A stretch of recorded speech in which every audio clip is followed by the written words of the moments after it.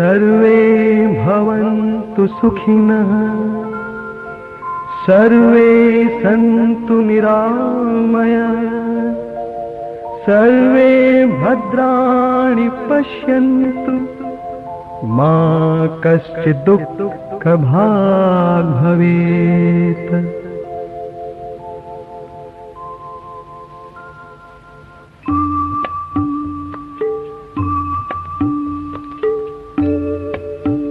हे ईश सब सुखी हो, कोई न हो दुखारी, सब हो निरोग भगवन, धन दान के भंडारी। सब भज भाव देखे, सन्मार्ग के पथिक हो, गोया न कोई होवे, जग में जो प्राणधारी।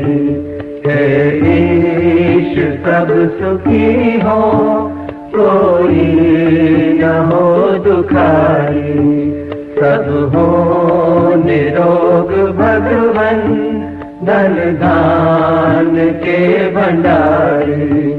सब भज भाव देखे, सन्मार्ग के पथिक हो, दुखिया न कोई होवे, जग में जो प्राणधारी।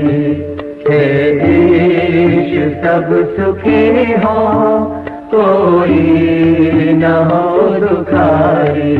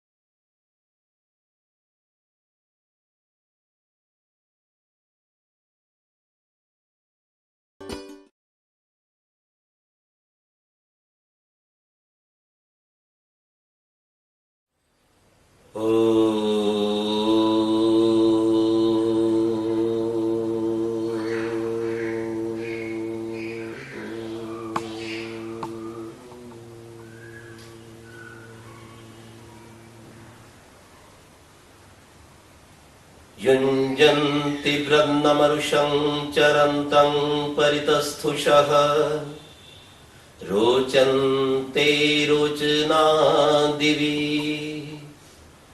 ॐ यदङ्गाशुषे त्वमग्ने भद्रं करिष्यसि, तवेतत् सत्यमङ्गिरः। ॐ नमस्ते अस्तु पश्यत पश्येमा पश्यत पश्येमा पश्यत पश्येमा पश्यत। ॐ शान्ति शान्ति शान्तिः।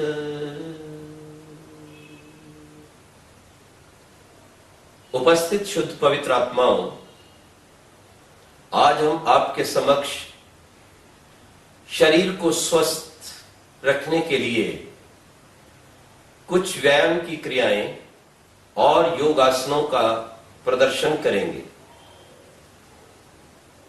शरीर माध्यम खलु धर्म साधनम। जितने भी संसार के धर्म कर्म हैं, उन सब की आधारशिला ये शरीर है। यदि शरीर स्वस्थ है तो मन भी स्वस्थ है, और यदि मन स्वस्थ है तो अपनी जीवन यात्रा प्रसन्नता पूर्वक जीवन के लक्ष्य तक पहुंच सकती है। इसलिए परमपिता परमात्मा ने अपनी वेदवाणी में कहा है, अश्मा भवतु दस्तन, ओ मानव, अपने शरीर को चट्टान के समान कठोर बना। भूयश्च शरदा शतात, तू 100 वर्ष से भी अधिक जीने वाला बन। मृत्यु पदम योपयंत, मृत्यु को पैर को उखाड़ करके दूर करता जा, तुझे कदापि मृत्यु छू भी ना पाए। इसलिए आयुर्वेद के आचार्यों ने प्रत्येक मनुष्य को स्वस्थ रहने के लिए, मानसिक शांति के लिए और साधना में सफलता प्राप्त करने के लिए व्यायाम को अनिवार्य बताया है। और जो व्यक्ति प्रतिदिन योगाभ्यास करता है, प्राणायाम करता है, व्यायाम करता है, योग आसनों का अनुष्ठान करता है, वह व्यक्ति बिना रोग के अपने शरीर की शक्ति को बढ़ाकर मानसिक शांति से युक्त होकर जहां समाज की सेवा कर सकता है, वहां प्रभु की साधना में सफल हो सकता है। जिस तरह से किसी भी मशीन को ठीक रखने के लिए और उससे पूर्ण लाभ उठाने के लिए हम प्रतिदिन उसकी सफाई करते हैं, उसको चलाते हैं, उसको तेल देते हैं, और वह मशीन जीवन भर हमारे काम आती है। यही स्थिति अपने शरीर की है। सिर से पैर तक जितने भी हमारे अंग हैं, ये एक मशीन के भाग हैं। मानव भगवान के हाथ की बनाई हुई एक अद्भुत मशीन है, और यदि इस सुंदर अमूल्य मशीन का लाभ उठाना है, यदि इस रथ को मोक्ष तक ले जाना है, तो प्रतिदिन व्यायाम करना अनिवार्य है। आइए हम कुछ व्यायाम की क्रियाएं आपके समक्ष रखने जा रहे हैं, जिन क्रियाओं को प्रत्येक व्यक्ति अपने घर पर, खुले आंगन में, घर की छत पर, शुद्ध वातावरण में अथवा बाग और बगीचे में भी कर सकता है। सर्वप्रथम हम आपके समक्ष कुछ क्रियाएं जो सिर से पैर तक सरलता पूर्वक स्वस्थता प्रदान कर सकती हैं, उन्हें प्रदर्शित करेंगे। जैसे कि हमारे शरीर में सबसे ऊपर हमारी आंखें, इन आंखों को स्वस्थ रखने के लिए आंखों का व्यायाम करना चाहिए। सर्वप्रथम बिल्कुल सीधे बैठकर, कमर को, स्पाइन को सीधा रखकर दूर देखिए, दूर दृष्टि, और उसके पश्चात बिल्कुल समीप देखिए, अर्थात अपने नाक को देखिए। दूर, समीप, दूर, समीप। उसके पश्चात बाएं और दाएं।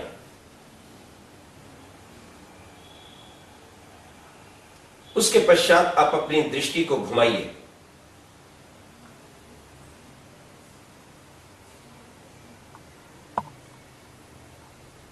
घुमाते समय ध्यान रखें कि केवल आपकी आंख की पुतली घूमे, गर्दन ना घूमे। इस तरह से नहीं, अपितु गर्दन को स्थिर रखते हुए आप उसे घुमाएं। घड़ी की सुइयों के अनुसार और फिर उसके विपरीत। यदि प्रतिदिन आप ये व्यायाम करेंगे, मुंह में पानी भरकर दिन में 2-3 बार आंख में शीतल जल के छींटे लगाएंगे, तो आप अनेक रोगों से बच सकेंगे। हमारी इस आंखों के पश्चात हमारी नासिका का क्रम आता है। जितनी गहरे श्वास आप प्रतिदिन लेंगे, उतनी शुद्ध वायु, ऑक्सीजन आपके भीतर जाएगी, फेफड़ों को शुद्ध करेगी, और उससे रक्त शुद्ध होगा और संपूर्ण शरीर निरोग होगा। वो लंबे श्वास आप ले सकते हैं, जिसे हम आपको प्राणायाम के मध्य बताएंगे। नासिका के पश्चात हमारे ये मुंह आता है, होठ आते हैं, जिह्वा और गला है। इसके द्वारा भी आप अपने शरीर को स्वस्थ रखने की क्रियाएं कर सकते हैं, जिससे आपका चेहरा सुंदर होगा, गले के रोग नहीं होंगे और आपकी बोलने की वाक शक्ति बढ़ेगी। जैसे कि ये क्रिया, श्वास को भर लेंगे। इससे जिन लोगों की गालें पिचक जाती हैं और आंखें जल्दी खराब होती हैं, उनको बहुत लाभ होगा।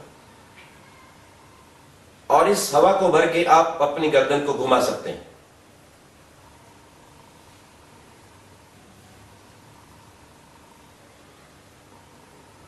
उसके पश्चात सिंह क्रिया।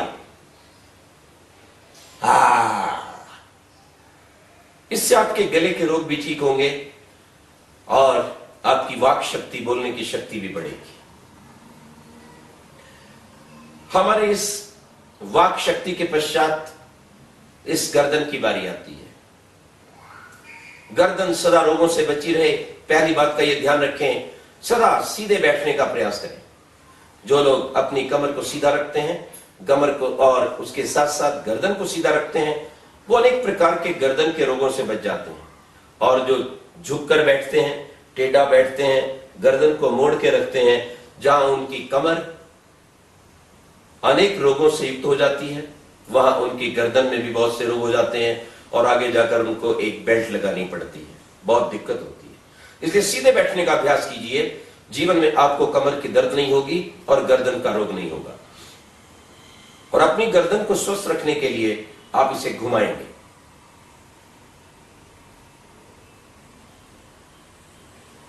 मुंह को बंद करते हुए और अपने धीरे धीरे गर्दन को इस तरह घुमाएं कि आपकी ठुड्डी आपके वक्षस्थल को छूते हुए चली जाए। इसे बहुत सावधानी से करना है, जल्दी नहीं करना है। फिर दूसरी ओर से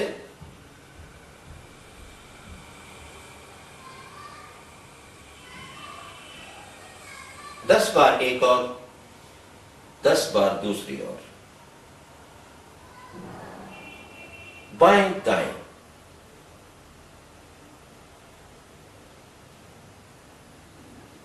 ऊपर नीचे,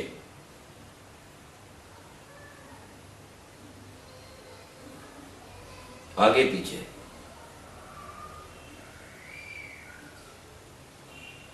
गर्दन के पश्चात बारी आती कंधों की। कंधों पर हाथ रखिए, धीरे धीरे घुमाइए।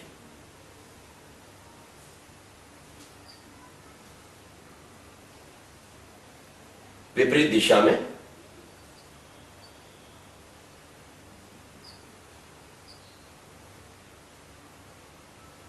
उसके पश्चात हमारी पीठ की मांसपेशियां, दोनों हाथ सिर के पीछे,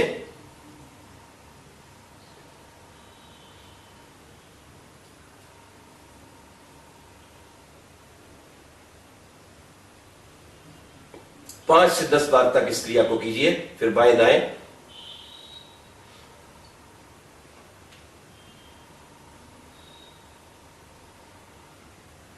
इस तरह से हमारे कंधे के नीचे की जो पीठ की मांसपेशियां हैं, उनमें शक्ति का संचार होगा और आगे चलकर आपको पीड़ा नहीं होगी, बल मिलेगा मांसपेशियों को, नस नाड़ियां भी खुलेंगी। इसके पश्चात क्रम आता है हमारी इस बाजू की पसली की हड्डियों का। इनका भी व्यायाम किया जा सकता है। देखिए, उसे हम आपके समक्ष खड़े होकर दिखाएं। बिल्कुल सावधान की स्थिति में आप खड़े हो जाएं, हाथ जंघाओं से चिपके हुए। पहले बाएं हाथ की ओर झुकें,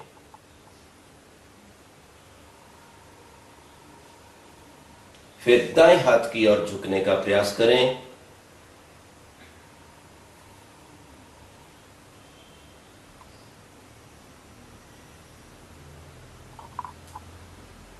आगे और पीछे, इसे हस्तपाद आसन भी कह देते हैं। हाथों को पीछे से लाते हुए नीचे, श्वास को छोड़ते हुए अंगूठों को पकड़ सकते हैं, सिर को घुटनों में लगा सकते हैं।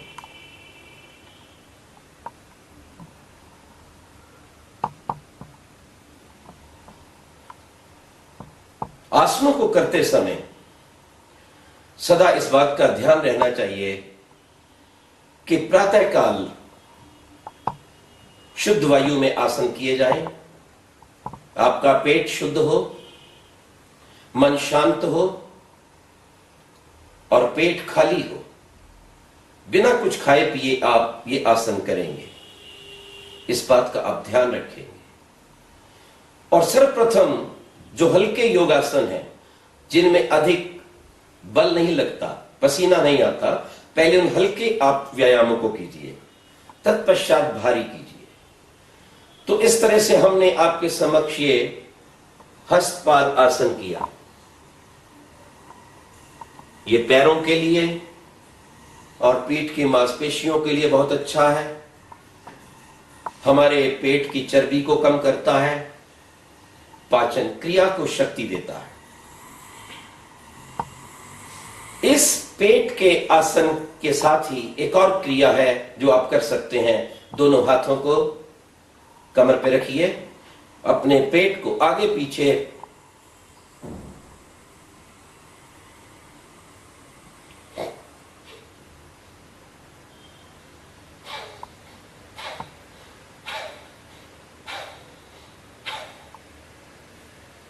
जब पेट को पिचकाना हो तो श्वास बाहर, यह ध्यान रखें।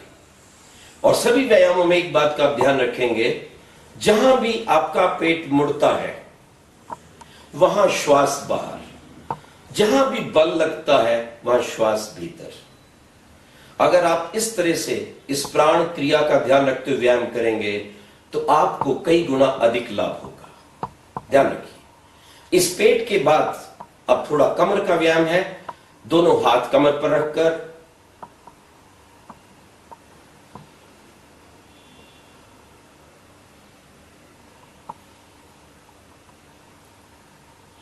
ये कर सकते हैं, हाथों को फैलाकर भी कर सकते हैं।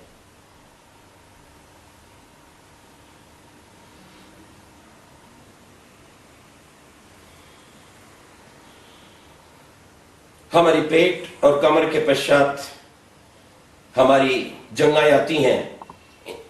इन जंघाओं के लिए उत्कटासन किया जा सकता है, जो बहुत अच्छा है।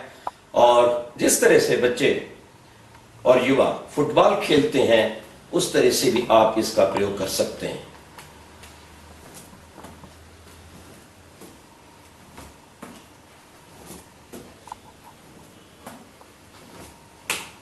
आपकी जंघाओं को शक्ति मिलेगी। जंघाओं के पश्चात घुटनों का क्रम है। आजकल हम समाज में देखते हैं कि 55-50 वर्ष से ऊपर के अधिकतर लोगों के घुटनों में दर्द प्रारंभ हो जाती है, उठना बैठना भी कठिन होता है।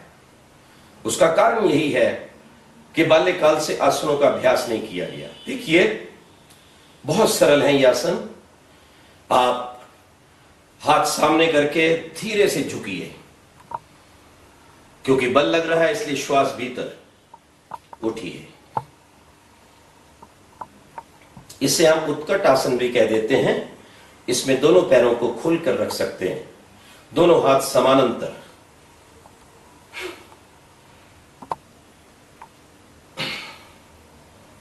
नीचे जाएं तो श्वास भीतर जहां बल लगे, ऊपर उठे तो श्वास बाहर। दूसरा अभ्यास जो घुटनों के लिए बहुत अच्छा है, दर्दों को ठीक करता है, वो है आधी बैठक। वो हर व्यक्ति लगा सकता है, भला ही उससे जमीन पर बैठा नहीं जाता, लेकिन ये काम आप कर सकते हैं। देखिए,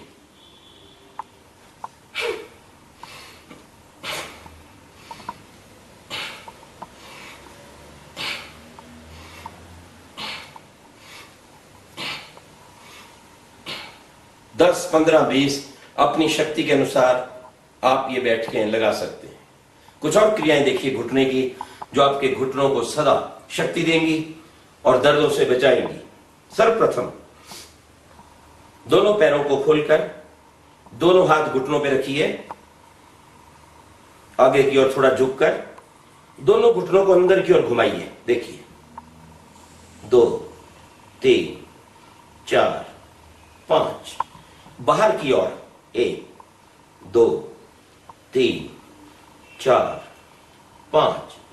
अब दोनों पैरों को मिलाइए और दोनों घुटनों को मिलाकर बाएं और दाएं 1 2 3 4 5, 1 2 3 4 5।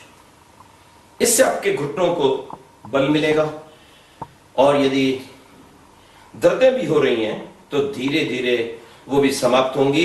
परंतु ये ध्यान रखना होगा कि खान पान में असुविधा ना हो, हमारा भोजन सात्विक हो, शाकाहारी हो।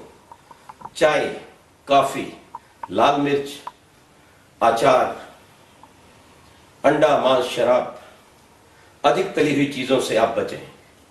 जीवन को स्वस्थ रखने के लिए, निरोग बनाने के लिए दूध, फल, सादा भोजन, कम से कम मसालों का प्रयोग करें। नमक भी बहुत कम खाएं। चीनी से बचें, उसके स्थान पर लाल शक्कर का प्रयोग कर सकते हैं। थोड़ा शहद का, खजूर का भी आप प्रयोग कर सकते हैं। जिनको दर्दें हैं, यदि वह इन बातों का ध्यान देंगे तो बहुत लाभ होगा। रात को वायु कारक चीजें ना खाएं, जैसे कि चावल हैं और खीरा है, इस प्रकार की वस्तुएं ना खाएं। और रात को जल्दी भोजन कर लें 7 बजे।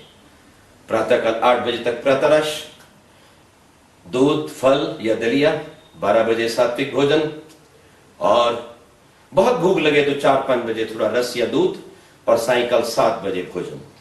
पानी आचमन के रूप में पीकर भोजन शुरू करें, और बीच में आवश्यकता पड़े भोजन शुष्क हो 2-3 घूंट पिए। अंत में मंत्र बोलकर 1 घूंट पिए, और अधिक यदि प्यास हो तो उसके पश्चात आप 1.25 घंटे के बाद जल पिए।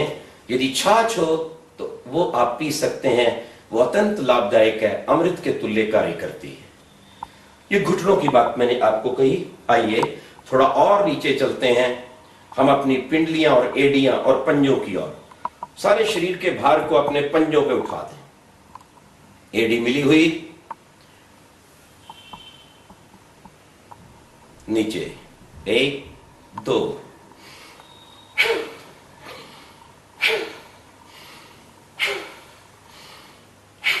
5-10 बार आप इस क्रिया कर सकते हैं। अब एडी के ऊपर पूरा वजन देखिए,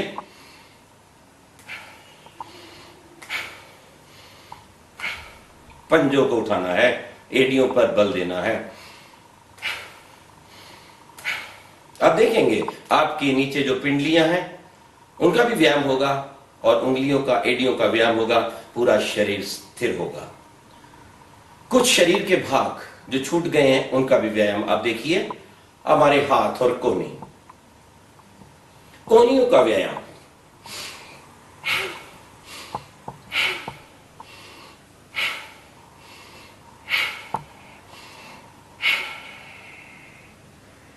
हाथ की कलाई का व्यायाम।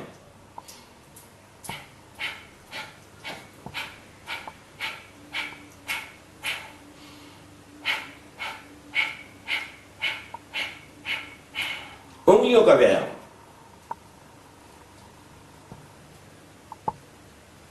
इस तरह से देखेंगे आप कि पूरे शरीर का व्यायाम हुआ।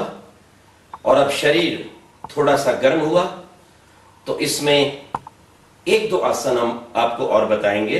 ताड़ आसन, जो हमारी कमर को शक्ति देता है, रोगों को हटाता है और बच्चों के शरीर को लंबा करता है। एडी मिली हुई सावधान की स्थिति में, दोनों हाथ जंघाओं के ऊपर, श्वास को भरते हुए हाथों को ऊपर ले जाना।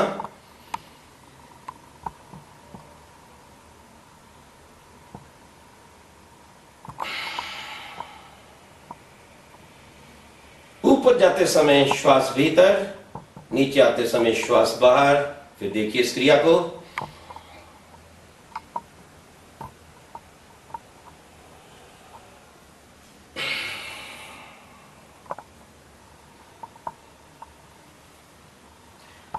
इसे हम ताड़ासन कहते हैं।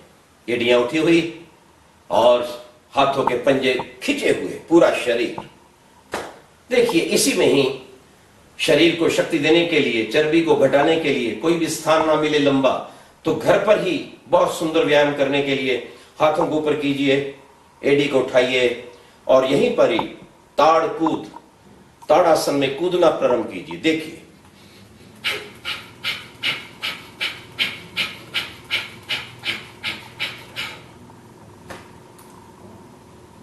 इसको आप 50 बार 100 बार धीरे धीरे बीच में विश्राम लेते हुए बढ़ा सकते हैं।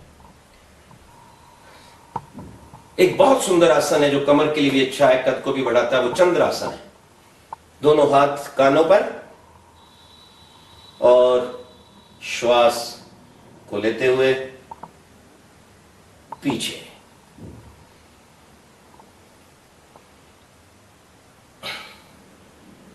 यह भी अपने समय के अनुसार बढ़ाया जा सकता है। त्रिकोणासन, पैर पूरे खुले हुए, पहले एक हाथ को ऊपर उठाया जाएगा, एक, बाईं हाथ की ओर झुकेंगे,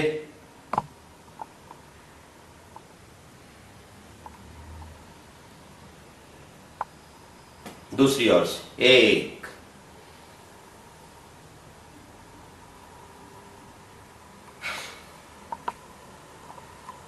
इसमें कुछ क्लिष्ट क्रियाएं हैं, वो युवा लोग कर सकते हैं। हाथ पीछे से पकड़कर श्वास लेकर अपने सिर को घुटनों तक लगाने का प्रयास करना,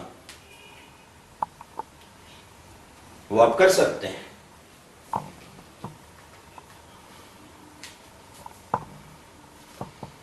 एक आसन खड़े होने के और आपको बताएंगे जो पैरों को शक्ति देता है, पाद हस्त पाद अंगुष्ठ आसन। एक हाथ कमर पर,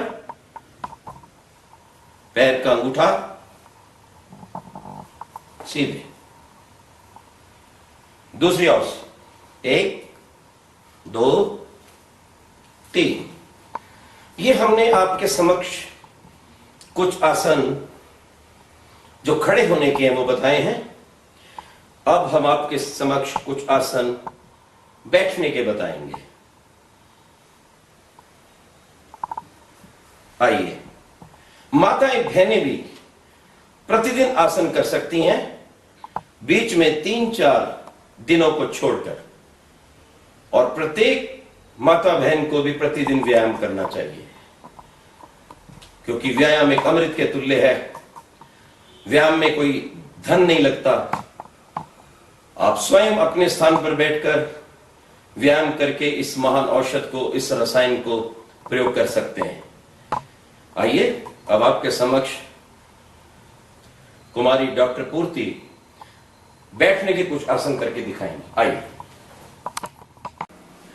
अब आपके समक्ष सर्वप्रथम दिखाया जाएगा तितली आसन। दोनों जंघों को फैलाइए, अपने पैरों की दोनों तलियों को मिलाइए, दोनों हाथों से पकड़िए और दोनों जरा घुटनों को हिलाइए ऊपर नीचे। ये है तितली आसन, बटरफ्लाई। आप अपनी शक्ति के अनुसार थोड़ा थोड़ा अभ्यास बढ़ा सकते हैं।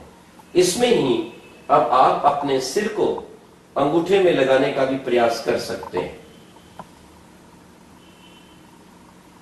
इसके साथ साथ थोड़ा सा आपको कमर का लाभ मिलेगा, परंतु एक बात ध्यान रखें, यदि कमर में किसी प्रकार की दर्द और रोग है तो आगे झुकने वाले आसन ना करें, ध्यान रखें आप। इसके पश्चात हम आपको दिखा रहे हैं सुख आसन। सुख आसन, ये सुख आसन का अभिप्राय है जिस भी स्थिति में, जैसे भी, बिना सिखाए आप बैठ जाते हैं उसे सुख आसन कहते हैं। हाथ घुटनों पर भी हो सकते हैं, हाथ आगे भी हो सकते हैं, ये आपकी सुविधा पर निर्भर करता है।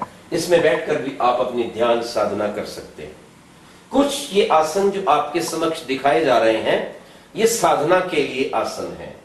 वस्तुतः योग का मुख्य उद्देश्य परम पिता परमात्मा की प्राप्ति है। योग का वास्तविक अर्थ परमात्मा का ध्यान है, साक्षात्कार है। इसलिए जिस धातु से योग शब्द सिद्ध हुआ है, युज समाधौ, समाधिस्थ होना, परमात्मा के आनंद को प्राप्त करना, एक ऐसी स्थिति का आ जाना जब आप शरीर को भूल जाएं, कोई विचार ना आए, केवल भगवान का आनंद आए। वो तभी हो सकता है जब आप जिस आसन पर बैठकर योग कर रहे हैं वो आसन बिल्कुल स्थिर हो। इसलिए ऋषि पतंजलि ने कहा स्थिर योग सुख, स्थिर सुखम आसन। जिसमें स्थिरता पूर्वक सुख पूर्वक आप बैठ सकते हैं, उसे ही योग आसन कहते हैं, स्थिर सुखम आसन। इसलिए इस सुख आसन के पश्चात हम आपको दिखा रहे हैं स्वस्ति आसन, जिसमें एक जंघा के नीचे एक पैर और दूसरी जंघा पर दूसरा पैर और दोनों हाथ अपने कंधों पर रख सकते हैं। महर्षि देव दयानंद, जिन्होंने अपने राष्ट्र को स्वतंत्र करवाने के लिए, नारी शक्ति का मान बढ़ाने के लिए, दुनिया में पुनः मानवता को लाने के लिए वेदों का प्रकाश किया था, आपने उस देव दयानंद को इस आसन में देखा होगा। बहुत अच्छे। इस आसन के पश्चात अब हम कर रहे हैं पद्म आसन। ये घुटनों के लिए बहुत अच्छा है, घुटनों की शक्ति को बढ़ाता है। एक पैर एक जंघा पर, दूसरा पैर दूसरी जंघा पर, दोनों हाथ सामने, हाथों पर हाथ, जैसे कमल की आकृति बनती है, इस तरह ये आसन पद्म आसन कहलाता है, जो हमारी जंघाओं को, घुटनों को शक्ति देता है। और ध्यान अवस्थित होने के लिए अपने भृकुटी में अथवा हृदय में मन को टिका कर एक बार ओम का उच्चारण कर सकते हैं।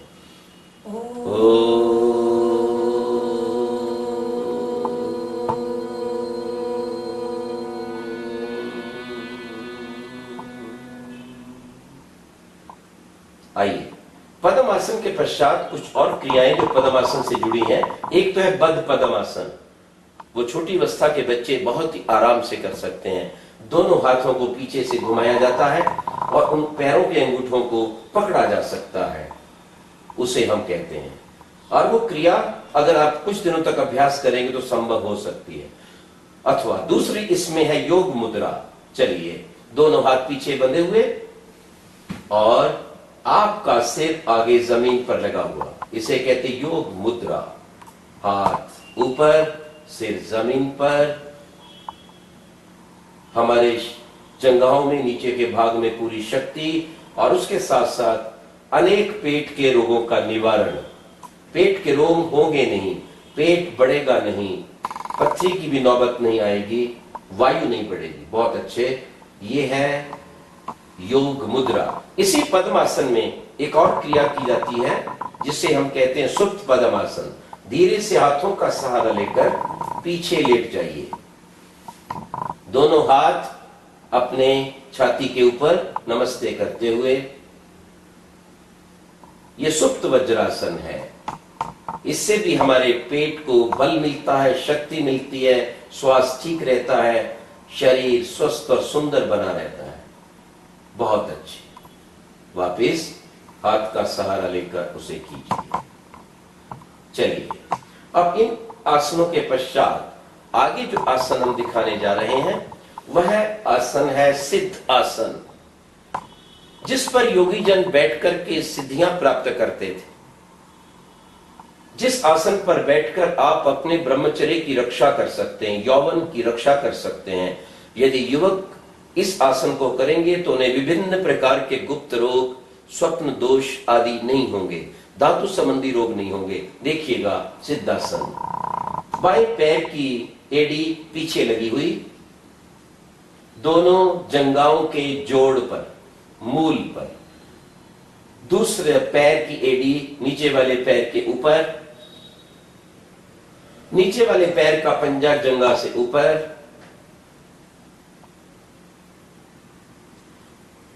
दूसरी ओर का पंजा जंघा के अंदर, दोनों हाथ घुटनों पर, मुद्रा की अवस्था में, कमर सीधे, ओम का उच्चारण।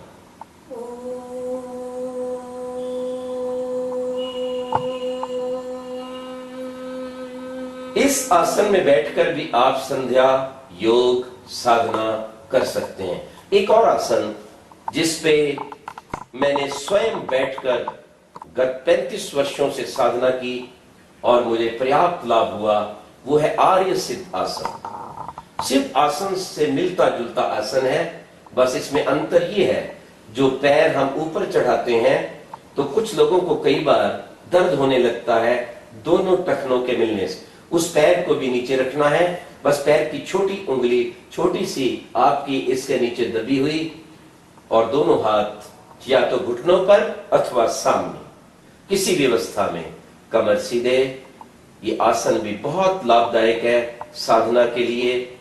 और इसमें एक सबसे बड़ा लाभ ये है कि आप जब साधना में बैठेंगे तो पूर्ण रूपेण अपने शरीर से अलग हो जाएंगे। इस आसन में शरीर का पूरा भार बढ़ जाता है, जिसके कारण कहीं भी दर्द नहीं होती, शरीर सोता नहीं। और एक बात और ध्यान रखेंगे आसन करने वाले साधक लोग, जब भी आसन पर बैठें वो आसन जहां शुद्ध हो वहां उसके साथ साथ थोड़ा नरम, जिससे कि रक्त की गति ना रुके। बैठते समय ना तो आगे की ओर आइए, कुछ लोग ऐसे बैठ जाते हैं तो आगे का भाग झुक जाता है, टेढ़े नहीं होना है। और गर्दन को भी ऐसे टेढ़ा नहीं करना है, इससे गर्दन का विकार भी पैदा होता है और ध्यान भी नहीं लगता है। दूसरा, पीछे की ओर भी मत ज्यादा झुकिए, नहीं तो पीछे की तरफ से भी हानि हो सकती है। तो ये आसन हमने आपके समक्ष सिद्ध आसन करके दिखाया, आप इसका अभ्यास कर सकते हैं। अगला आसन है वज्र आसन। जैसा नाम वैसा ही गुण, वज्र आसन। देखिएगा, दोनों पैरों के ऊपर और घूम जाइएगा, पूरे पैर दिखाइए, पूरा घूम जाइए। देखिए, दोनों पैरों की पीठ धरती पर चिपकी हुई, दोनों हाथ घुटनों पर। ये वज्रासन पीछे से। अब आगे से देखिए, पूरा घूम जाइए इधर, बहुत अच्छे। दोनों हाथ घुटनों पर, कमर बिल्कुल सीधे। इस आसन में बैठकर आप पढ़ सकते हैं, ध्यान कर सकते हैं। और भोजन के पश्चात यदि आप इस आसन में बैठेंगे तो आपकी पाचन क्रिया बहुत अच्छी रहेगी, भोजन अच्छी तरह डाइजेस्ट होगा, किसी प्रकार का रोग नहीं होगा। और इस आसन में बैठकर पढ़ने वाले बच्चों को कभी जीवन के अंदर कमर का रोग नहीं होगा और उनकी पीठ का पूर्ण विकास होगा, रीढ़ में कभी दर्द नहीं होगी। आइए, इस आसन में भी दो क्रियाएं और हैं। एक है वज्र क्रिया, जिसमें हम दोनों हाथों को पीछे से पकड़ते हैं और अपने सिर को नीचे जमीन पर लगाने का प्रयास करते हैं। बहुत सुंदर। आइए, दूसरा, पीछे लेटने की क्रिया, थोड़ा सहारा लेकर घुटनों को थोड़ा फैलाकर। यह है सुप्त वज्रासन। थोड़ा ठुड्डी को ऊपर उठा दीजिए, बहुत अच्छे। ये सुप्त वज्र आसन है, इससे शरीर का पूर्ण विकास होगा। यदि बच्चे इन आसनों को करेंगे तो उनका पूरा कद बढ़ेगा, आप देखेंगे, और अनेक प्रकार के रोग नहीं होंगे। घुटनों में, पैरों में शक्ति 100 साल तक भी बनी रहेगी। बहुत सुंदर। ये वज्रासन, ये बैठने का आसन। और इसके पश्चात आगे बैठने के आसन का जो क्रम है उसमें आता है गोमुख आसन। चलिए, एक पैर के ऊपर दूसरा पैर, घुटना आगे मिला हुआ। चलिए, एक हाथ पीछे, एक हाथ ऊपर, पीछे से दोनों पंजों को, उंगलियों को मिला लेना। देखिएगा पिछली ओर से,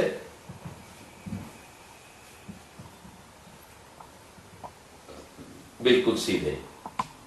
यह भी हमारे शरीर को स्वस्थता प्रदान करता है, कमर को शक्ति देता है और व्यक्ति में जीवन भर लचक बनी रहती है, रोगों से बचा रहता है। बहुत सुंदर। चलिए,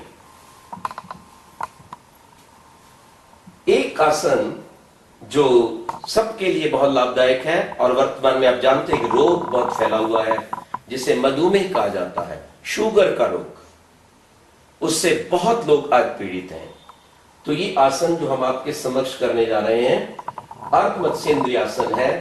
ये शुगर वालों को बहुत लाभ देता है। बायां पैर मोड़ लीजिए, बहुत अच्छे।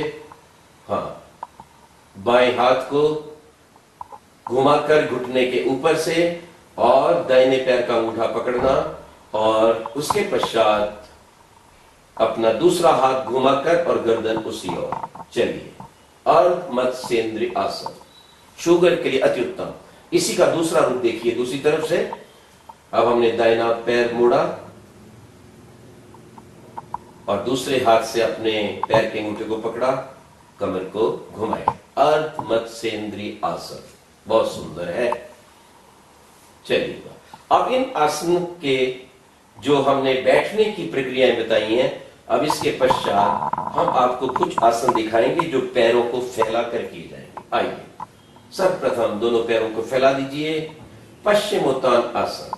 दोनों एड़ियां मिली हुई, दोनों हाथों को पीछे से लाना और श्वास को बाहर निकालते हुए अपने अंगूठों को पकड़ लेना, पश्चिमोत्तान आसन। बहुत ही सुंदर। इससे घुटनों में, जंघाओं में बल जहां बढ़ता है वहां पेट के अनेक रोग शांत हो जाते हैं, पेट की चर्बी नष्ट होती है और भूख लगती है और व्यक्ति सदा स्वस्थ रहता है। एक बार फिर देखिएगा, एक, पकड़कर, दूसरी बार श्वास निकालकर घुटनों में सिर लगा दी, दो, बहुत सुंदर, वापस चलिए। पश्चिमोत्तान आसन, ये बहुत ही अच्छा आसन है और एक आसन खेल का खेल, आसन का आसन, आकर्ण धनुरासन। आइए, बाएं पैर को मोड़ के दाहिने पैर के ऊपर रखिए। हाँ, चलिए। और अपने दाहिने हाथ से इस अंगूठे को कान तक ले जाइए और बाएं हाथ से अपने दाहिने हाथ का अंगूठा पकड़िए। चलिए, एक और छोड़िए, दो, बहुत सुंदर। चलिए, दूसरी ओर से देखिए, आकर्ण धनुरासन, खेल का खेल, आसन का आसन। और अपने शरीर का पता चलता है कि शरीर अपना है और हर जोड़ का व्यायाम होने से शरीर स्वस्थ रहता है। आकर्ण धनुरासन। तो ये आसन, बैठने के आसन आपके समक्ष किए गए। अब आपको हम कुछ आसन लेटने के बताएंगे। पीठ के बल लेटने के आसन देखिएगा। पीठ के बल लेटने के आसन में सबसे पहले है विपरीत मुद्रा। दोनों हाथ सिर के नीचे, घुटने अपने पैरों पर खड़े। चलिए, सर्वप्रथम दोनों कोहनी बाईं तरफ और घुटना दाईं तरफ विपरीत दिशा में घुमाएंगे। देखिएगा जिस तरह से आप कपड़े को निचोड़ते हैं। एक, दोनों कोहनी, बहुत सुंदर, एक, दो, विपरीत दिशा में, घुटना उधर, कोहनी इधर। इस आसन से आपकी कमर में अद्भुत लचक पैदा होगी और विभिन्न प्रकार के कमर की हड्डी के दर्द नहीं होंगे, शरीर का विकास होगा। अगर प्रातः काल आप की आसन 5-10 बार कर लेते हैं तो पूरा दिन आप स्वस्थ रहेंगे और एक शक्ति से युक्त रहेंगे, आलस्य से बचे रहेंगे। आइए, एक बार और करके दिखाइए। चलिए, दो, चलिए थोड़ा शीघ्रता से, चलिए, एक, दो, बहुत सुंदर, बहुत सुंदर। चलिए, हाँ, इसके पश्चात हम कर रहे हैं सर्वप्रथम जानुशीर आसन। चलिए, घुटने को सिर लगाएंगे। हाँ, पवन मुक्त आसन, पवन मुक्त आसन। एक घुटना पकड़कर बायां, दोनों हाथ और अपने नाक लगाने का अभ्यास, क्योंकि यहां शरीर मुड़ रहा है और इसलिए यहां वायु को बाहर निकालेंगे। एक, दो, दूसरी ओर से पवन मुक्तासन, एक, दो, श्वास निकालते हुए। ये बात नहीं भूलनी है आपको, जहां भी आपका पेट मुड़ता है, शरीर को मोड़ना पड़ता है आगे की तरफ, श्वास बाहर, जहां बल लगता है श्वास। अब दोनों पैरों से करेंगे। शरीर में सबसे अधिक रोग वायु के कारण होते हैं। आयुर्वेद ने बताया है वायु के रोग सबसे अधिक हैं और वायु के रोगों के पकड़ने के कारण उनसे फिर बचना बहुत कठिन है। और ये पवन मुक्तासन आपके अनेक वायु के रोगों को समाप्त करेगा, घुटनों की दर्द को समाप्त करेगा, पाचन क्रिया को बढ़ाएगा। चलिए, दोनों घुटने पकड़कर, एक, दो, तीन, वापिस, एक बार फिर, एक, दो, श्वास बाहर निकालकर, तीन, वापिस। अब इसी आसन में हम पवन का झूला बनाएंगे। दोनों घुटनों को पकड़कर, चलिए एक बार अपने कमर का भी व्यायाम और झूला बना दीजिए शरीर का। सिर आगे लगे हुए, सिर लगा के रखिए, बहुत अच्छे। बहुत सुंदर। चलिए बस, ये था पवन मुक्त आसन। पवन मुक्त आसन के पश्चात अब हम आगे के आसन आपको जो बताने जा रहे हैं, उसके बीच में एक बात और ध्यान में रखें। जब आप आसन करते करते थोड़ी थकावट का अनुभव करें तो उसमें आप शव आसन कर लें। शव आसन, चलिए शव आसन। शवासन का अर्थ है कि शरीर शव के समान, हाथ पैर गर्दन जहां भी जाती है जाने दीजिए, बिल्कुल केवल अपने श्वास को पकड़ लीजिए, ध्यान केवल श्वास की तरफ। ये आसन जहां थकावट को दूर करता है वहां ये उच्च रक्तचाप को भी नष्ट करता है, पूर्ण विश्राम देता है। तो जब जब व्यायाम करते समय आप थक जाएं तब तक आप इस आसन को कर सकते हैं। सावधान, अगले आसन का नाम है उत्तान पाद आसन। दोनों हाथ की हथेली जमीन की ओर, दोनों पैर मिले हुए, एड़ी मिली हुई, और उसको लगभग 1 फुट ऊपर उठाना। एक, श्वास रोककर, शक्ति लग रही है इसलिए श्वास रुकेगा। 1 2, वापिस पुनः करेंगे। 1 ऊपर, 2। इस आसन को भी आप 5-10 बार अभ्यास में लाकर अपने शरीर को स्वस्थता प्रदान कर सकते हैं। ये बहुत ही उत्तम आसन है, उत्तान पदासन। इस उत्तान पदासन में हम और आपको एक क्रिया बताएंगे, उत्तान चक्रासन। इसका हमने लगभग गत 35 वर्षों से अद्भुत प्रभाव देखा है। एक व्यक्ति को प्लुरसी का रोग था, किसी औषधि से नहीं जा रहा था, तब मैंने उस व्यक्ति को, उस सज्जन को ये आसन करवाया था। ये है उत्तान चक्रासन। चलिए, 1 पैर ऊपर, श्वास रोके, 2 घूमना, 1 और वापस,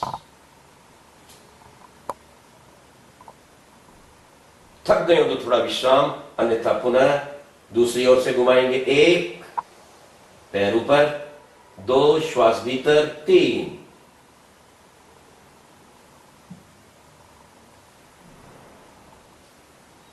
वापस।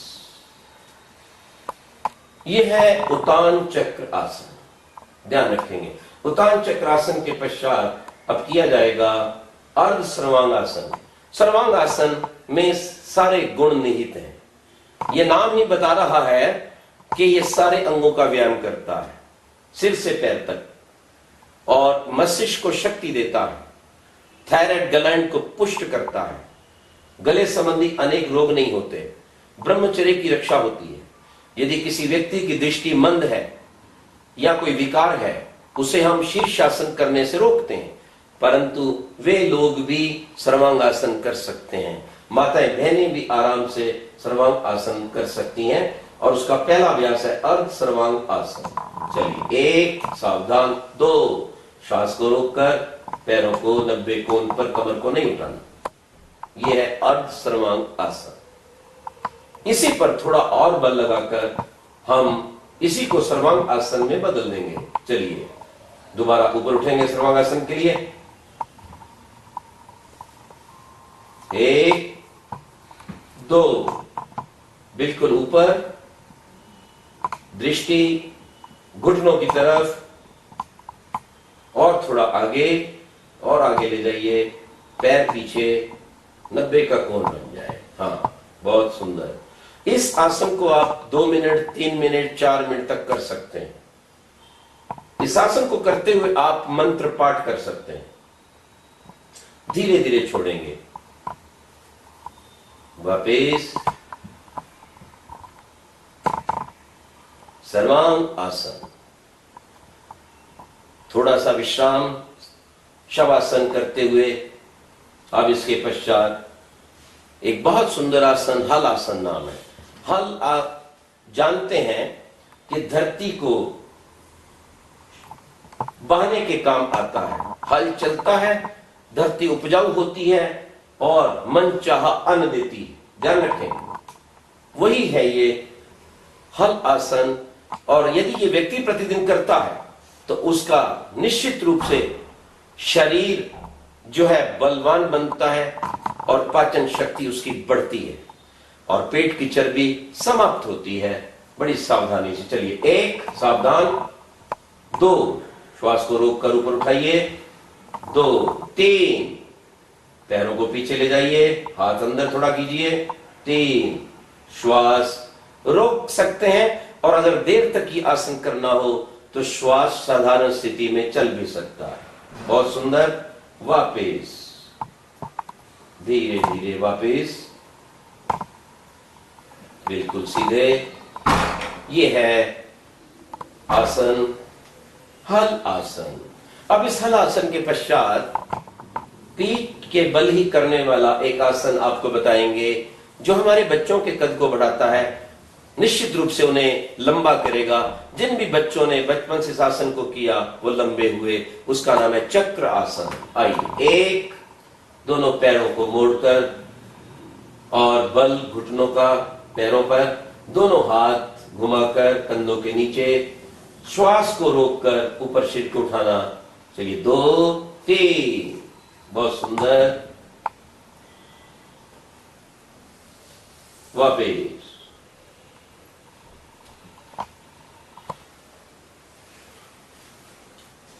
ये चक्रासन यथा योग्य आप इसका अभ्यास कर सकते हैं।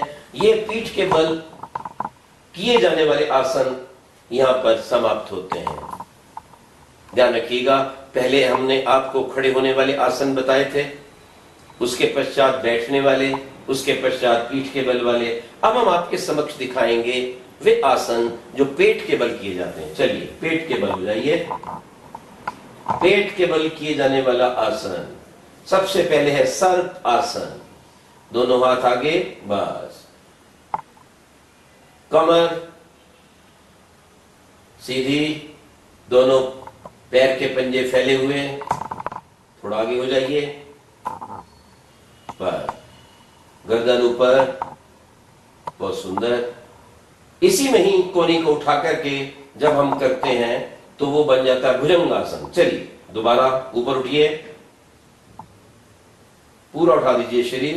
1 पीछे से पैर उठाने का प्रयास करेंगे जितना भी लग सके मिलाकर। चलिए, इसको हम भुजंगासन भी कह सकते हैं। ये कमर संबंधी रोगों को नष्ट करता है, हमारे शरीर को अद्भुत शक्ति देता है, अनेक प्रकार के प्रजनन संबंधी रोगों को भी ये समाप्त करता है। चलिए, जिनको कमर का विकार और दर्द रहता है यह आसन अवश्य किया करें। इस आसन के करने वाला व्यक्ति बूढ़ा नहीं होगा, कुबड़ा नहीं होगा। अधिकतर लोगों को देखा जाता है 50-60 साल के बाद जिनको झुक के चलने की आदत होती है वो कुबड़े हो जाते हैं और धीरे धीरे तीर कमान सा बन जाता है, फिर वो सीधे नहीं हो पाते। तो यह आसन उनके लिए बहुत आवश्यक है। आइए, अगला आसन देखेंगे हम। यह है शलभ आसन। दोनों हाथ की हथेली जमीन की तरफ, जंघा के नीचे, दोनों पैर मिले हुए, माथा लगा हुआ सामने, श्वास को रोककर दोनों पैरों को ऊपर उठाना। चलिए, 1 उठाइए दोनों पैर पीछे से, 1 और हो गए, 2 एक बार फिर अभ्यास करेंगे। चलिए, 1 श्वास भीतर, 2 पैर ऊपर, वापिस, बहुत सुंदर, बहुत अच्छे। अब इसमें एक आसन और आपको दिखा रहे हैं जिसको हम खग आसन और विमान आसन भी कहते हैं। चलिए, दोनों हाथ बाजू में फैले हुए और श्वास रोककर पैरों को भी उठा दीजिए, 2 हाथों को चलाइए पक्षी की तरह, प्रयास कीजिए, गर्दन ऊपर, बहुत ही अच्छा आसन है ये भी। चलिए, बहुत सुंदर ये आसन है। अब इसमें हम आपको दिखा रहे हैं धनुर आसन। धनुर, धनुष को कहते हैं, यानी पीछे से धनुर बना देना, शक्ति को प्राप्त कर देना, कमर को ठीक रखना, अपने शरीर पर अपना अधिकार होना। हमारे हाथ हमारे पैरों को पकड़ सकते हैं कि नहीं? तो अगर आप पकड़ सकते हैं तो इसका मतलब आपका शरीर ठीक है, आपके अधीन है। नहीं पकड़ सकते तो समझो अधीन नहीं है। चलिए, दोनों पैरों को पकड़ना, 1 श्वास को भीतर, 2 सिर को उठाना, 3 ऊपर, 3। यह है धनुरासन। और इसी धनुरासन में थोड़ा सा अगर आप घूम जाएंगे तो पेट का बहुत अच्छा व्यायाम होगा। सिर ऊपर, बहुत सुंदर। चलिए, ये था धनुरासन। अब धनुरासन और इन पेट के बल करने वाले आसनों में एक आसन है, थोड़ा कलिष्ठ है लेकिन बहुत लाभदायक है। बच्चे बड़े आसानी से कर सकते हैं, बड़े भी कर सकते हैं। यदि पेट आपका बिल्कुल ठीक है, कभी आपका ऑपरेशन वगैरह नहीं हुआ, तो आप वो आसन कर सकते हैं। उसका नाम है मयूर आसन, मोर आसन। और मोर जानते हैं, कहते हैं कंकर भी चबा जाता है। तो इस आसन के करने वाले की जठराग्नि, भूख इतनी अच्छी बढ़ती है कि वो कभी भी रोगी नहीं होता, कभी उसको अपचन नहीं होती, कभी एसिडिटी नहीं होती। आइए चलिए, मयूर आसन। दोनों हाथ शरीर पर, पीछे पेट के ऊपर अभ्यास करेंगे। सिर आगे, पूरा भार इस पे डाल दीजिए, आगे झुक जाइए। चलिए, हाँ, पीछे और ऊपर उठिए, शरीर को उठाने का प्रयास कीजिए धीरे धीरे। हाँ, थोड़ा और अगर बल लगाएंगे तो यह आसन आप कर सकेंगे। छोड़िए। देखिए, पद्मासन के पश्चात उसी का एक भाग है सुपद्म आसन, वो आप देखेंगे। इसी पद्मासन पर हाथों का सहारा लेकर धीरे धीरे नीचे लेट जाइए। दोनों हाथों को जोड़कर अपने वक्षस्थल पर, छाती पर रखिए। और ये बहुत ही अच्छा आसन है। इससे कमर के अनेक रोग समाप्त हो जाते हैं। जो लोग कर सकें उनके लिए बहुत लाभदायक है पद्म आसन। अब आपके समक्ष बहन निधि सूर्य नमस्कार करके दिखाएंगी। आप ध्यान से देखें, उसको भी अपने जीवन में धारने का प्रयास करें और सदा स्वस्थ और सुंदर बने रहें। देखिएंगे सूर्य नमस्कार की सुंदर क्रियाएं। सूर्य नमस्कार में 12 क्रियाएं होती हैं, जिसके द्वारा हम अपने पूरे शरीर का पूर्ण व्यायाम कर सकते हैं। और ये बहुत ही लाभकारी है और बहुत ही आसानी से किया जा सकता है। 1, पहली क्रिया। 2, दूसरी क्रिया। 3, तीसरी क्रिया। 4,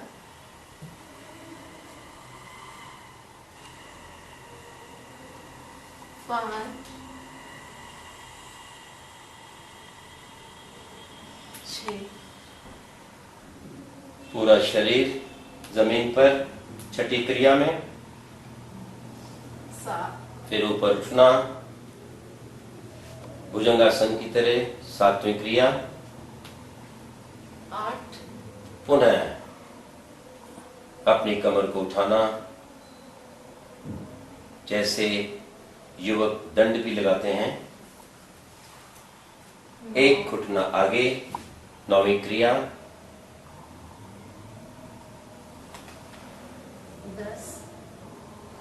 10 हस्तपादासन की स्थिति। 11 चंद्रासन की स्थिति। 12 विश्राम। बहुत सुंदर। आसनों का अभ्यास करने के पश्चात यदि आपको पसीना आ रहा है, गर्मी की ऋतु है, तो थोड़ा विश्राम करने के पश्चात आप स्नान कीजिए। यदि ऋतु शीतल है तो आप स्नान पहले भी कर सकते हैं। और साधना के निमित्त शरीर को स्वस्थ रखने हेतु, निरोग रखने हेतु प्राणायाम का अभ्यास कीजिए। महर्षि पतंजलि ने मूल रूप से 4 प्राणायाम बताए हैं। बाह्य कुंभक, श्वास को बाहर निकालकर बाहर ही रोक देना। अभ्यंतर कुंभक, श्वास को भीतर लेकर भीतर ही रोक देना। जब बाह्य कुंभक करना तो लगातार उसी प्राणायाम का अभ्यास करना। जब अभ्यंतर कुंभक करना, उसी का अभ्यास करना। तीसरा प्राणायाम महर्षि पतंजलि द्वारा बताया गया है स्तंभ वृत्ति, श्वास को जहां का तहां रोक देना।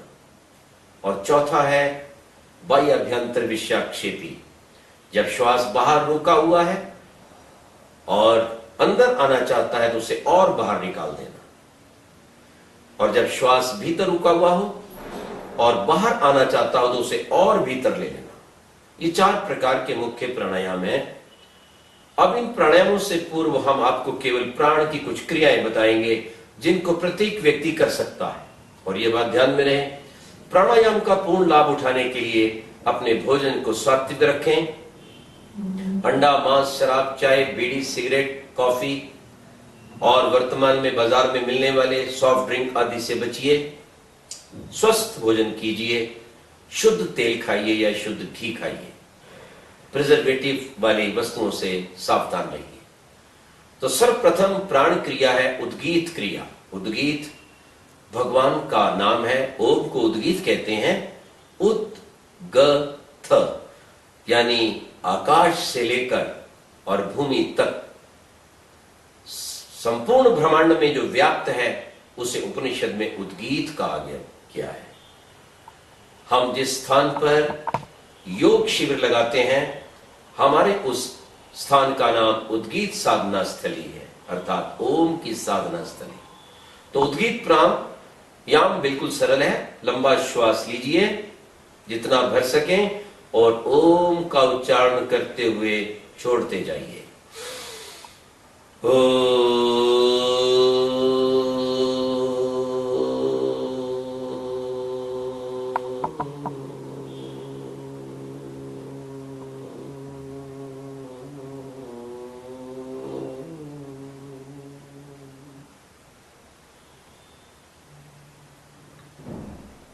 नासिका से श्वास को भरना और ओम कहते हुए छोड़ना।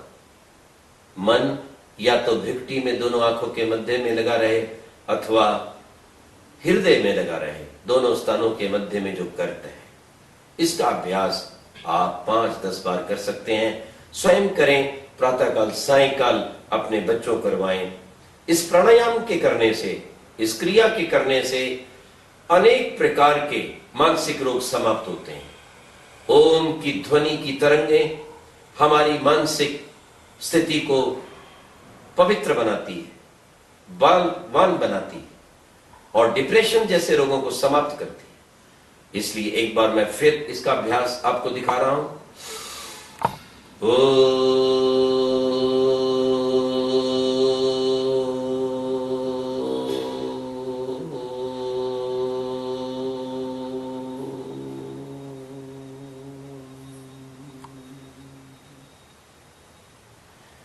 दूसरी प्राण की क्रिया है दीर्घ श्वास लेना।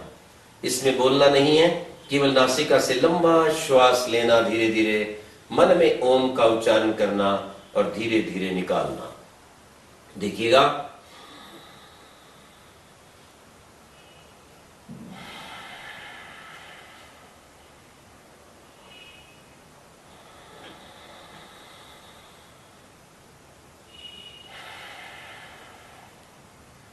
भीतर श्वास भरते समय आपका वक्षस्थल पूरा भर जाए, फेफड़े भर जाएं। बाहर श्वास निकलते समय फेफड़े पिचक जाएं और यहां तक जब पेट को भी आप पीठ की ओर पिचकाएंगे तो पूर्ण श्वास बाहर निकलेगा। इस तरह का प्रतिदिन गहरे श्वास लेने का जो अभ्यास करता है उसे फेफड़े की विभिन्न प्रकार की बीमारियां कभी नहीं होते, उसे रोग कभी नहीं सताता और श्वास रोग आदि जैसे रोग और टीबी जैसे रोग भी समाप्त हो जाते हैं। आइए इसके आगे हम आपको बता रहे हैं बहुत ही सरल वो प्राण क्रिया जिससे अनेक रोग शांत होते हैं, श्वास रोग भी समाप्त होता है। थोड़ा इसी गहरे श्वास लेने को तीव्र करेंगे तो ये भस्त्रिका बन जाएगा।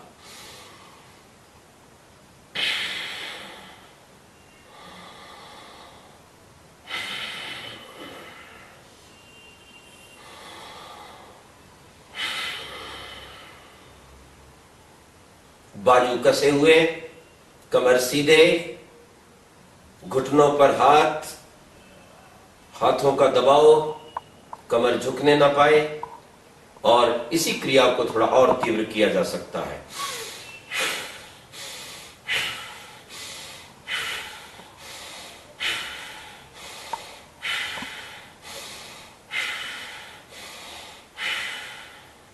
मन में ओम स्वाहा, ओम स्वाहा, मन में इसका ध्यान भी आप कर सकते हैं।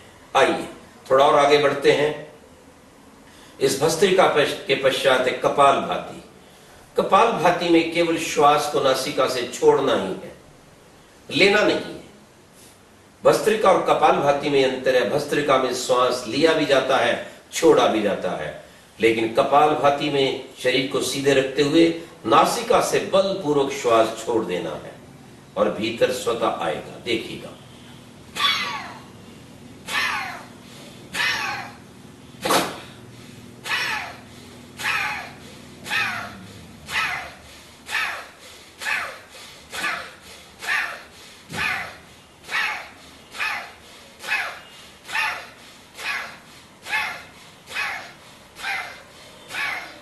पेट को पीछे दबाते हुए, शरीर को सीधा रखते हुए श्वास को बलपूर्वक बाहर निकालना, और यह ध्यान रखना कि शरीर के शेष अंग ना हिले, केवल पेट ही हिले और अधिक से अधिक श्वास बाहर निकले और पेट पीठ की ओर पिचके।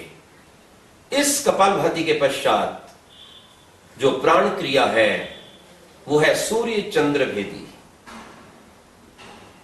हमारा दाहिना स्वर सूर्य स्वर कहलाता है, बायां स्वर चंद्र स्वर कहलाता है। इन दोनों के ऊपर शरीर का स्वास्थ्य निर्भर करता है। जब दाहिना स्वर हम चलाते हैं तो ये उष्णता देता है। जब दाहिने स्वर से आप बार बार श्वास को लेंगे तो आपके शरीर में उष्णता बढ़ेगी, गर्मी बढ़ेगी, याद रखना। इसलिए जब शीत संबंधी रोग सताएं व्यक्ति को, तब उस स्वर का प्रयोग करना चाहिए। तो दाहिने से लेना, बाएं से निकालना।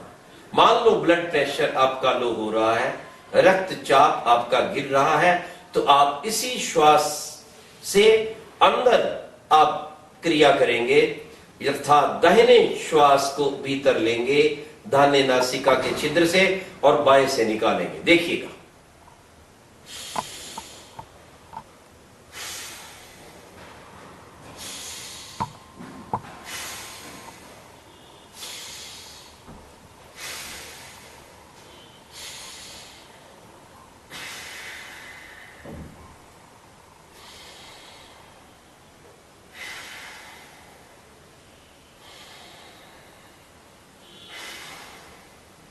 निरंतर दाहिने से लेना, बाएं से निकालना, और मन में आप ओम का उच्चारण कर सकते हैं। श्वास लेते समय ओम, बाहर निकलते समय भू, लेते समय ओम भुवः, लेते समय ओम स्वाहा। आइए, ठीक इससे विपरीत चंद्रभेदी में हम बाएं से लेकर निरंतर लगातार दाएं से निकालते जाते हैं।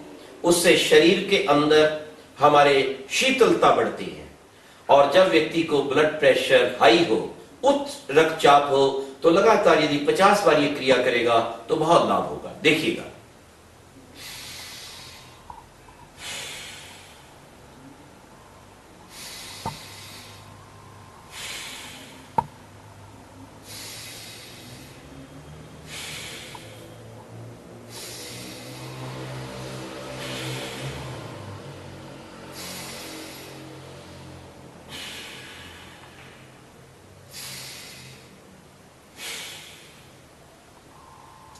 इस सूर्य चंद्रभेदी के पश्चात लोम विलोम। लोम विलोम और सूर्य चंद्रभेदी में अंतर है कि सूर्य चंद्रभेदी में एक ही ओर से लेकर दूसरी ओर निकाला जाता है, परंतु लोम विलोम में जहां से श्वास निकाला जाता है वहीं से लिया जाता है। ध्यान दीजिएगा। बाएं ओर से श्वास लेंगे, दाएं से निकालेंगे, जहां से निकालेंगे वहीं से दोबारा लेंगे। देखिएगा। इन दो उंगलियों का प्रयोग कीजिए। एक दाहिने नथुने पर एक उंगली रखिए, बाएं से श्वास भरिए,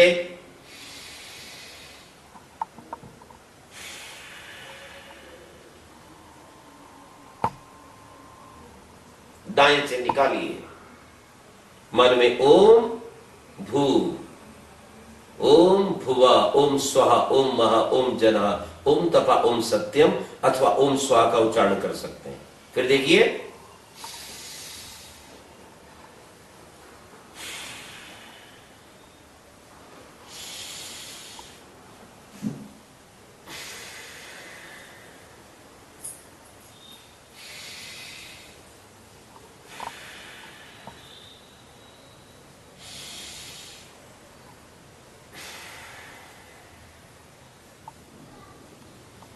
इसका अभ्यास आप बढ़ा सकते हैं 1 minute, 2 minute, 3 minute, 4 minute, 5 minute, अपने शरीर की स्थिति को देखते हुए, शक्ति को देखते हुए, भोजन को देखते हुए।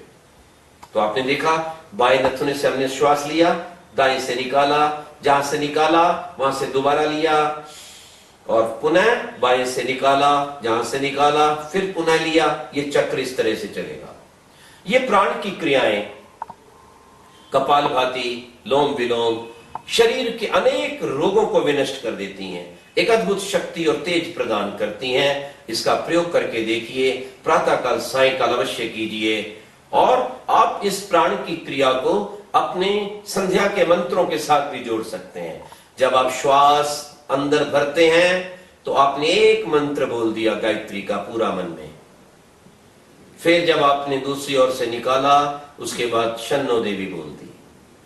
तो लगभग 2 सेकंड, 2.5 सेकंड तक आपने श्वास को लेना है। उस बीच में मंत्र भी बोल सकते हैं और फिर उसे वैसे ही निकालना है, दूसरा मंत्र बोलना है। तो संध्या के मंत्रों का पाठ भी हो जाएगा और आपका प्राणायाम भी हो जाएगा। संध्या के मंत्र ना आते हो तो गायत्री का भी अभ्यास किया जा सकता है।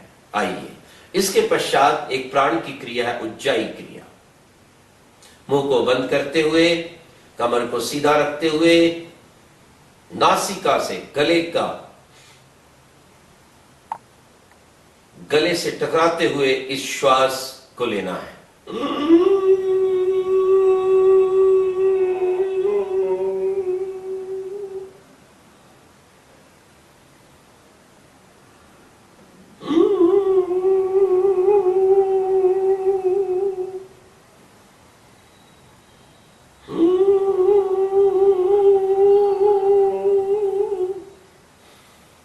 उज्जयी क्रिया, इसके करने से कफ संबंधी रोग नहीं होते, कंठ संबंधी रोग नहीं होते। इनका भी अभ्यास आप 5 से 10 बार प्रतिदिन कर सकते हैं। एक अंतिम प्राण क्रिया है जिसमें हम पूरे शरीर को ओम की ध्वनि के द्वारा तरंगित करते हैं। याद रखेंगे, अपने आंखों पर उंगलियां रखिए, कानों से अपने नाक को बंद कर लीजिए, अपने कानों को बंद कर लीजिए दोनों अंगूठों से,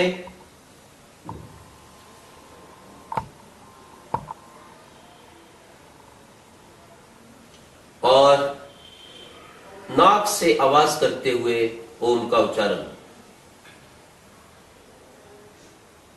श्वास को अंदर भरकर बाहर निकालते हुए उच्चारण।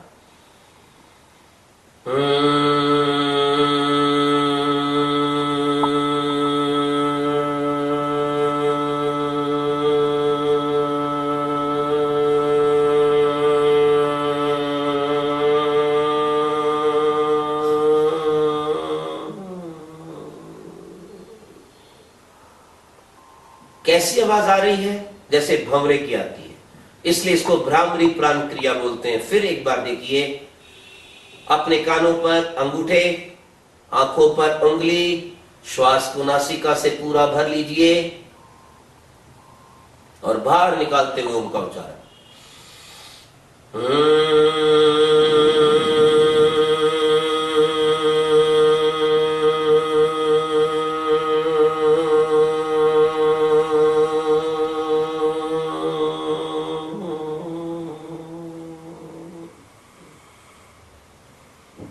इस प्राण क्रिया को करते समय ध्यान रखेंगे कि आवाज आपके नासिका से आएगी और ये जो वाइब्रेशन है, ये जो ओम की तरंगे हैं, ये पूरे मस्तिष्क को जागृत करेंगी, विभिन्न प्रकार के रोगों को हटाएंगी, मस्तिष्क की नाड़ियों को खोलेंगी, पूरे शरीर के अंदर एक अद्भुत चमत्कार पैदा करेंगी। हमारे आजकल के स्वदेशी और विदेशी, भारत और भारत के बाहर के डॉक्टरों ने इस परीक्षण के ऊपर अपना निर्णय दिया कि इस प्रकार से ओम की ध्वनि करने से जो व्यक्ति डिप्रेशन से युक्त हो जाते हैं, जिनको अपनी मानसिक स्थिति पता नहीं चलती, वो भी रोग से मुक्त हो जाते हैं। तो ये कुछ प्राण की क्रियाएं हमने बताई। जब इतनी प्राण की क्रियाएं आपको आ जाएं, तब किसी अच्छे गुरु के पास बैठकर आप ऋषि पतंजलि द्वारा बताए गए उन प्राणायामों को भी सीख सकते हैं। अब हम आपको इतना ही बताना चाहेंगे। विशेष जानकारी के लिए आप संपर्क कर सकते हैं उद्गीत साधना स्थली, पंजीकृत धर्मार्थ न्यास, हिमाचल। हम वहां पर मई में, जून में, अक्टूबर में और फरवरी में भी योग शिविरों को लगाते हैं। आप संपर्क करें, अभ्यास करें, जीवन को स्वस्थ और सुंदर बनाएं। भगवान ने हमें संसार का सबसे सुंदर चोला दिया है और मनुष्य महान कहलाता है। इसलिए महान नहीं कहलाता कि उसके पास बुद्धि है, बुद्धि तो अन्य प्राणियों के पास भी है।